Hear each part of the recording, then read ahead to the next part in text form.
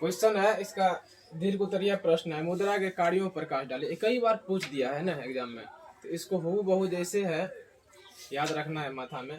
कहता है कि मुद्रा के निम्नलिखित कार्य है। देखिए मुद्रा के क्या क्या कार्य है हम बताते हैं। एक विनिमय का माध्यम, बोले वस्तु विनिमय में हम लोग क्या करते थे, वस्तु से अदला बदली है ना। जब से मुद्रा आ गया बोलिए हम लोग को विनिमय में क्या हो गया, सुविधा हो गया। अभी कोई भी वस्तु लेने जाते हैं तुरंत पैसा देके तुरंत ले आते हैं, तो वही ये विनिमय का माध्यम है। मतलब मुद्रा के आविष्कार के बाद वस्तु विनिमय प्रणाली की कठिनाई दूर हो गई। बोलिए सही बात है कि गलत बात बोलिए। जब से मुद्रा का आविष्कार हुआ, वो जो वस्तु विनिमय होता था, वस्तु से देते थे दूसरा वस्तु लेते थे, बोलिए उसका कठिनाई दूर हुआ कि नहीं हो गया, उसका टेंशन ही मुक्त हो गया।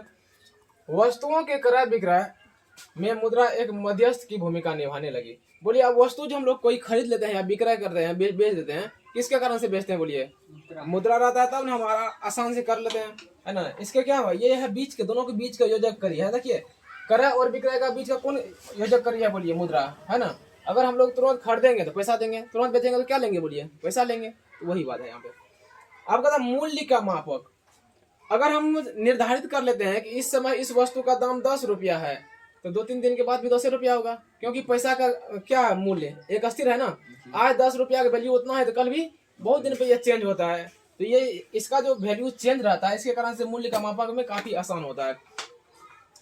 मुद्रा मूल्य का मापक है। मुद्रा क्या बोलिए, मूल्य का मापक है। कारण कि बहुत बहुत दिनों तक मुद्रा का मूल्य एक समान बना रहता है। बोलिए बहुत दिन तक बोलिए पैसा का वैल्यू समान रहता है हम लोग का। जितना अभी मान लीजिए 80 रुपया डॉलर है, 83 रुपया डॉलर है, तो इतना ही रहेगा। तो इसका मूल्य क्या रहता है, ये बहुत दिनों तक एक समान रहता है। जैसे कि आज जितना 10 रुपया का वैल्यू है, बहुत दिन के बाद उतना ही 10 रुपया का वैल्यू रहता है, जिससे वस्तु का मूल्यांकन करने में मुद्रा से बड़ी सहायता होती है। वस्तु का मूल्यांकन मतलब कि आज मान लीजिए कोई वस्तु आप खरीदे हैं 150 में, 1 महीना के बाद जाइए क्या कहिएगा, कल पर 1 महीना के बाद हम तो 150 रुपये में लिए थे, है ना। यानी मुद्रा का क्या है, मुद्रा का जो वैल्यू है वो समान है। इसीलिए हम लोग कह देते हैं कि कुछ दिन में पहले लिए थे हम लोग 150 में, आज भी कितना में लेंगे, बोलिए 150 में, तो 1-2 रुपया आगे बढ़ सकता है। उसमें क्या हुआ, वस्तु का मूल्य बढ़ता है, लेकिन मुद्रा का मूल्य क्या है, बोलिए बराबर है। मुद्रा का वैल्यू 150 है, लेकिन वस्तु का मूल्य 1-2 रुपया बढ़ जाता है, क्योंकि जीएसटी कारण से, क्योंकि जीएसटी प्लस ट्रांसपोर्ट के कारण से बढ़ सकता है। लेकिन मुद्रा का वैल्यू वो क्या रहेगा, बोलिए बराबर ही रहेगा। तो वही है मूल्य का मापक। अब विलंबित भुगतान का माध्यम, कभी कभी उपभोक्ता या व्यापारियों को साख पर सामान खरीदना पड़ जाता था। अभी बोलिए व्यापारी और कोई उपभोक्ता है या व्यापारी है, क्या उसके पास हमेशा पैसा रहता है, नहीं रहता। कभी कभी क्या होता है कि उधारी भी ले लेता है। उधारी लेता ना, उधारी का मतलब क्या हुआ, विश्वास है तब ना उधार ले लिया, वो उधारी पे ले लेता है, यानी साख का मतलब भरोसा या विश्वास पर ले लेता है।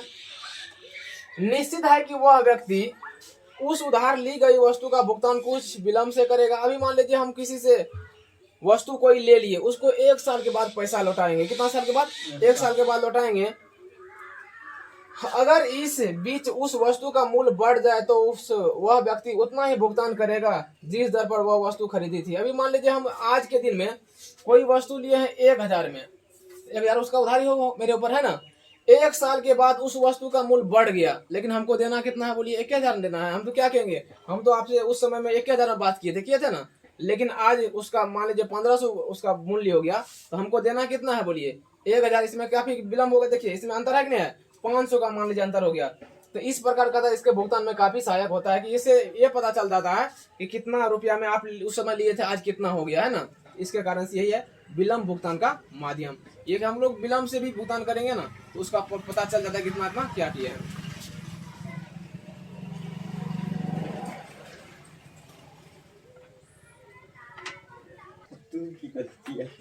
देखिए नेक्स्ट पॉइंट क्या है, 4 पॉइंट क्या है, चौथा पॉइंट है मूल्य का संचय। यहाँ ध्यान दीजिए, मूल्य का संचय का मतलब समझिए।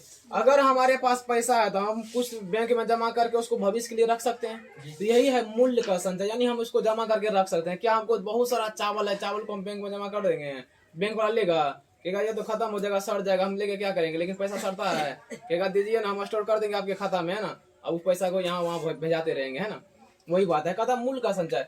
सभी व्यक्ति अपनी आय की रकम से कुछ बचाकर रखना चाहते हैं। बात सही है कि नहीं है। अभी हम भी कमाते हैं 2 रुपया, तो बचा बचा के रखते हैं कि भविष्य में हम काम आएंगे, कि समय पर काम आवे, समय पर क्या होगा, काम आवे, है ना।